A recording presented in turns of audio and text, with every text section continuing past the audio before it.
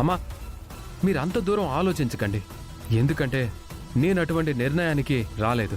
రావలసిన సమయం వచ్చినప్పుడు రాక తప్పదు. కుటుంబ క్షేమం కోసం, కుటుంబ కట్టుబాట్ల ప్రకారం నువ్వు పెద్దల నిర్ణయాన్ని గౌరవించాలి. అవని వాళ్ళు ఇబ్బంది పడుతున్నారు, ఇస్తే తప్పేంటమ్మా? తప్పు చేసిన వారికి వాటా ఇవ్వడం కుదరదు. ఇంత జరిగిన తర్వాత కూడా గాలి అటువైపే ఎందుకు మలుతుంది? అవని చేసిన మోసంలో ఇంకా ఇంకా కూరుకుపోదామనుకుంటున్నావా? రే, ఏమవుతుందిరా నీ బుద్ధి? అమ్మ మాటని ఎందుకు అర్థం చేసుకోలేకపోతున్నావు? నీకు అమ్మ కంటే అవని ఎక్కువైపోయిందా?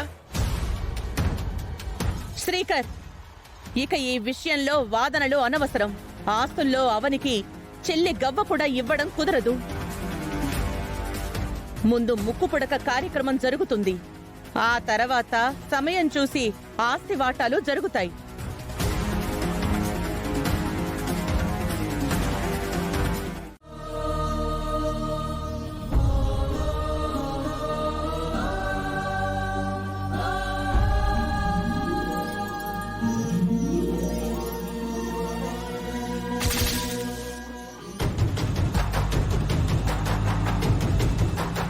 పూజ అయిపోయిన వెంటనే పూజ గదిలోకి వెళ్లి ముక్కు పుడకను తెచ్చి శౌర్యకిస్తాను. నా మాటను నిలబెట్టుకుంటాను. ఇన్ని రోజులు ఇంట్లో అవని యాక్షేలు ఉండడం వలన ఈ కార్యక్రమం సజావుగా సాగలేదు. ఇప్పుడు ఎటువంటి ఆటంకము ఉండదు.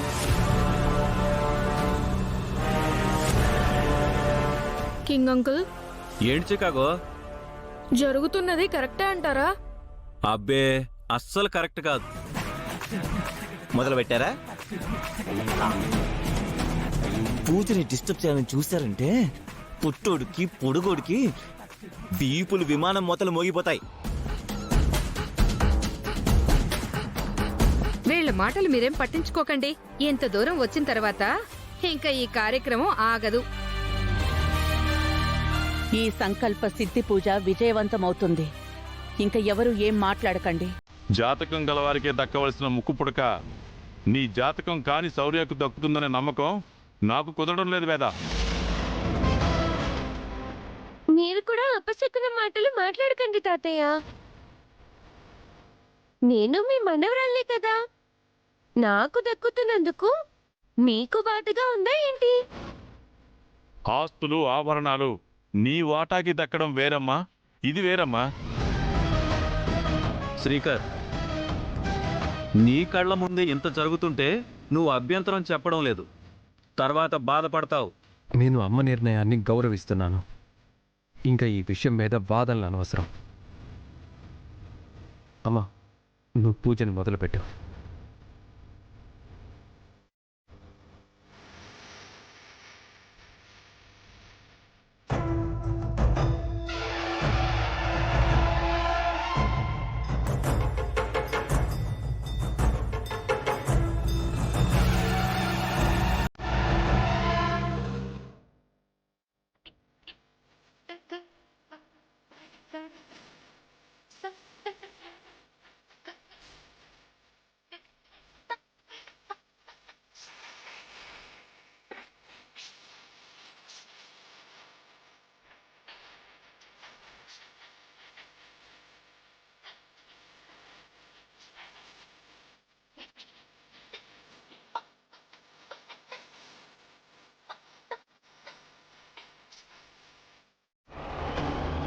ఈ విషయం తెలియకుండానే మా ఇంటికి వచ్చావా ఏంటి?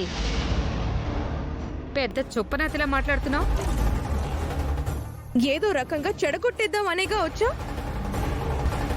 బయటికి పోయినా ఇక్కడున్న విలువైన వస్తువుల మీద ఆశ అయితే చావలేదు వీళ్ళకి. అవునే,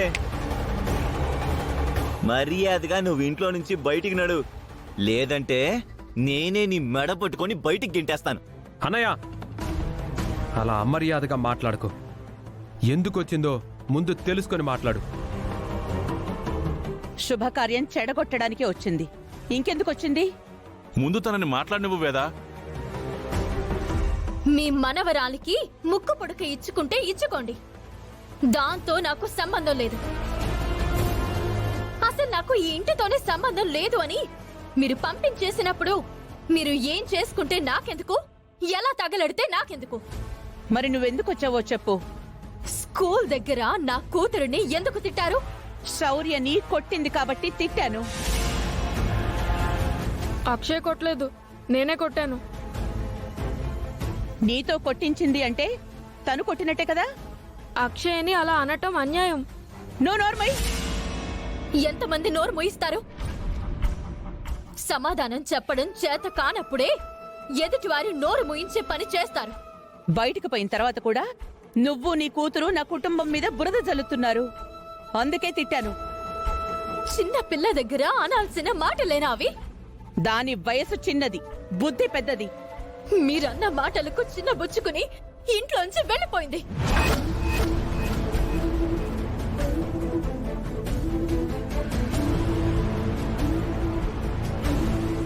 నా వలన మా అమ్మ మాటలు పడుతుందని మనస్తాపం చెంది ఇంటి నుంచి వెళ్ళిపోయింది. నా నుంచి శాశ్వతంగా దూరం అయిపోవాలని వెళ్ళిపోయింది. అంటే చావడానికి వెళ్ళిందా? ఏయ్!